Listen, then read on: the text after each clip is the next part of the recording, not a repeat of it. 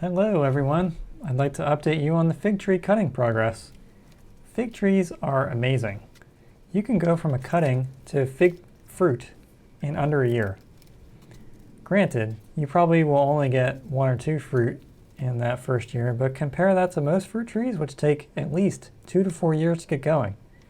There's hundreds of different fig varieties that are traded online. And in the description, I'll give some links to a few resources. Choosing varieties that are going to be successful to your particular climate and situation can take some trial and error. This year, I'm trying Malta Black, LSU Purple, Alma, Cadota, Violet de Bordeaux, Tacoma Violet, and Ronde de Bordeaux. Why so many? Because the climate where I'm located outside of Portland doesn't get very cold in the winter, but it also doesn't get very hot in the summer. And figs love lots of heat, so this is a problem. Therefore, I'm trying varieties that are early bearing and delicious. Back in November, I rooted a cutting of Malta Black. What you're seeing here is called the fig pop method, where you take a fig cutting and put it in a bag with some soil, try to conserve the moisture, and you put it under bottom heat at about 75 to 80 degrees for between 1 to 3 months. And during that time, you carefully monitor the moisture, and if everything goes well, the cutting doesn't rot, it should put out some roots.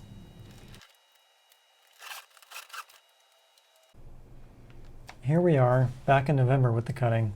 It's been in a little plastic bag with bottom heat for roughly 3 months to get to this point. And once it has roots that are starting to turn brown, it's ready for moving into a larger pot with careful monitoring. It's May now, and here's Malta Black. I just moved it to a larger pot, and I'm thinking it'll fruit this summer. The signs of fruiting to look for are the 2 little dots near the base of the stem. One of these dots is a new stem, and the other is an immature fruit. It's possible to force the tree into growing that fruit earlier by breaking off the growth tip of the tree. This changes the oxygen balance in the tree and causes it to prioritize fruit over growing more leaves. Here we have all the other fig cuttings that were rooted a year prior. They've already made it through a summer. And an interesting thing to note here is that all the pots I have here have garlic growing in them. And the reason for that is that I've noticed that squirrels really dislike garlic and onion plants, to the point where if you get them going in pots, the squirrels will often stop digging in them. And this is great because they're always digging in my potted plants, and this seems to deter them. So after the garlic takes hold, they mostly or completely stop digging. So I'm planning on trialing these figs for another year or so and then deciding what to do with them. I'm running low on space for more trees, so I'll either keep them in larger pots or graft them onto my existing trees. I could also sell them. Large fig trees sell for a decent amount of money.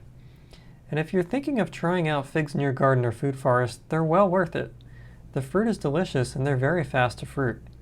Figs from the store are pretty expensive, so the trees pay for themselves quickly and you'll be happy you did it.